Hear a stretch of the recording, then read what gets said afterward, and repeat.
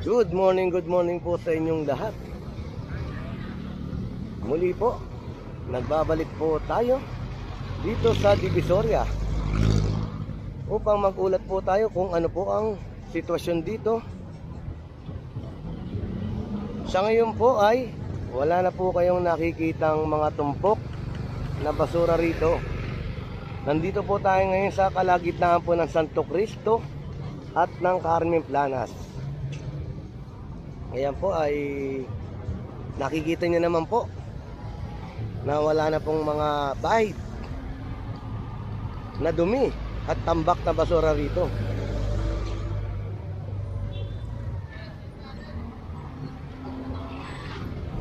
Napunta tayo sa Ilaya. Tignan po natin kung meron pa pong mga tumpok na basura rito.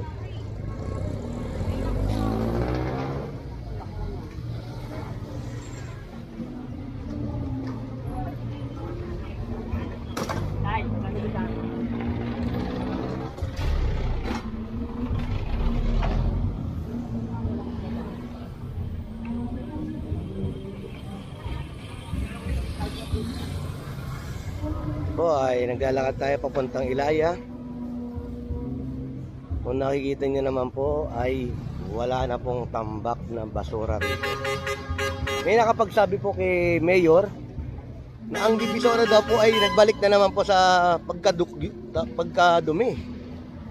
Marami na naman daw pong basura. Ito naman po, nakikita nyo naman po, halos wala na po kayong makitang basura.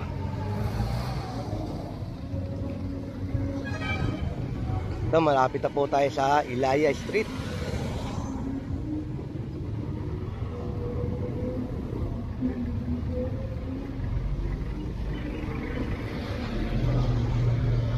Kung bago ka po sa aking channel, please like, share, and subscribe po. Pakiclick na rin po ang notification bell para po meron po kayong latest update dito po sa Divisoria. Kasalukuyan pong hinahakot na po ng Lionel. Ito po, malapit na po tayo sa Ilaya. At napapansin niyo po, ay hinahakot na po ng Lionel ang tumpok na basura.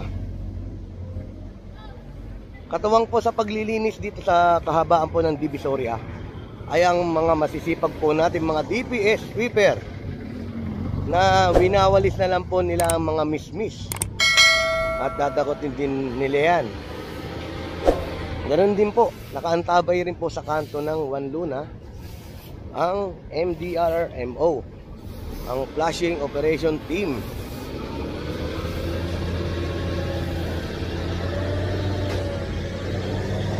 Na nakaantabay po sila. Iniintay na lang po nilang maubos ang mga basura rito. Sa tingin ko po ay ito na lang po ang hahakutin ng Lionel. Ayan po. Kung bago ko po sa akin channel, panoorin niyo po ang buong video na nagaganap po dito sa Divisoria. Shoutout po sa aking mga subscriber. Maraming salamat po sa inyong pagsubaybay. Ayan po ginagawa ng ating masisipag na mga wawalis. Winawalis na lang po mga mismis. At ito naman po ang Lionel. Meron silang maliit na loader. Ginagawa niya po ay tinutulak po, tinutupok niya po, saka po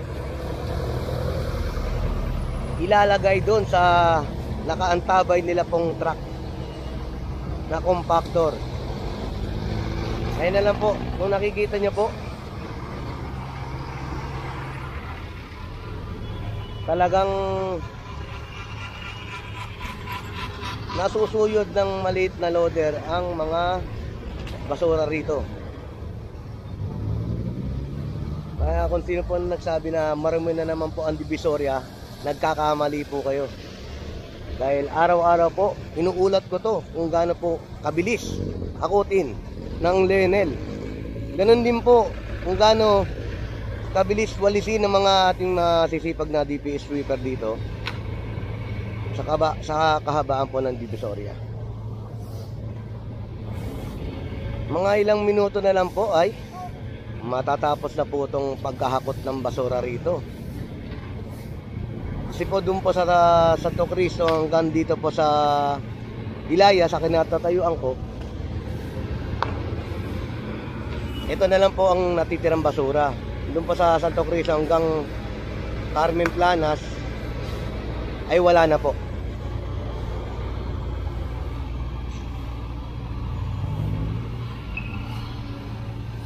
Shoutout po sa mga kababayan nating OFW.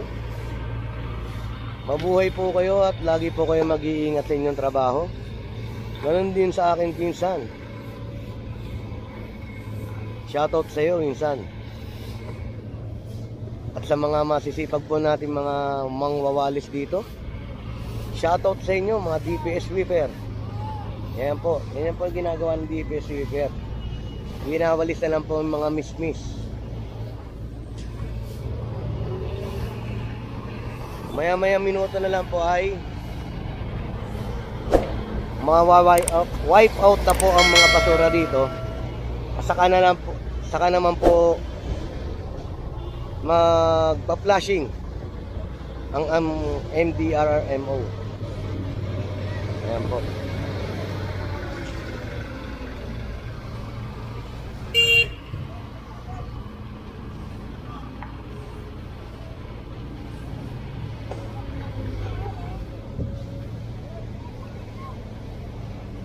Ito naman po ang diskarte ng mga mangwawalis natin.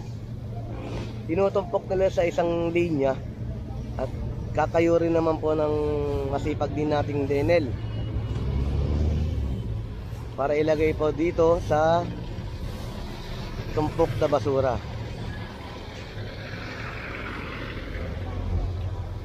Maya-maya po, team leader po ng flashing group ay magbibigay na po ng hudyat para magsimula na po silang mag-flashing mula Juan Luna hanggang Asuncion. Muli po, kung bago ka po sa akin channel, paki-like, share and subscribe naman po. Paki-click na rin po ang notification bell para nakikita nyo po ang update dito sa Divisoria.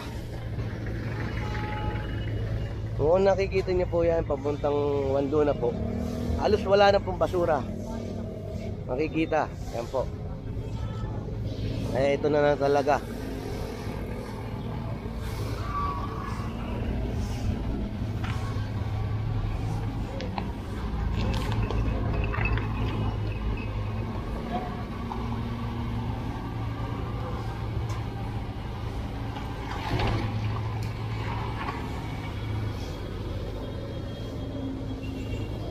Ayan po, ganyan po ginagawa ng ating mga masisipag na mangwawalis.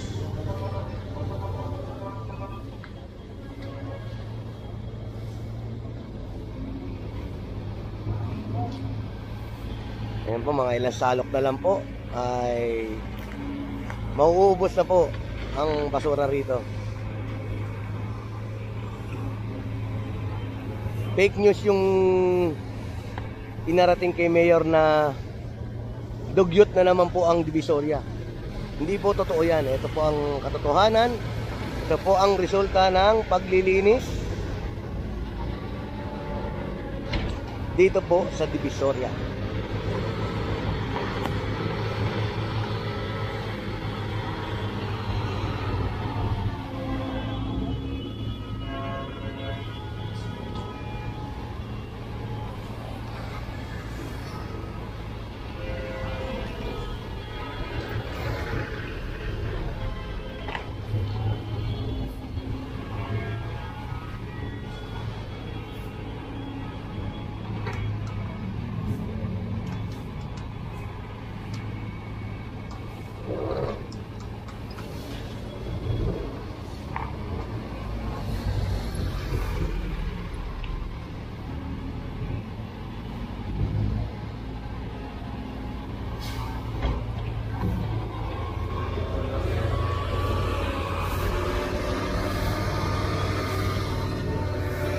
Muli po, maraming salamat po sa inyong pagsubaybay.